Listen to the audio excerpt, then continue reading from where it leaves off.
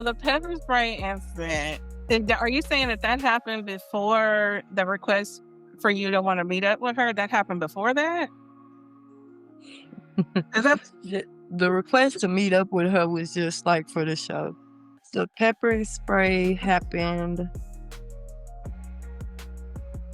was it after the t I have to go back and look, and I can just really give y'all the timeline, but, I think the pepper spray incident might have been after the tires, but, like, cause she got the charges for the pictures, I had filed charges for the pictures. I couldn't do nothing about the car because I didn't see who did it, so I couldn't do nothing about the car. It was just kinda like word of mouth thing of me telling them, "Oh, we been into it, I called y'all last time about her," so, okay. that's where her charges originally came from. So Um, uh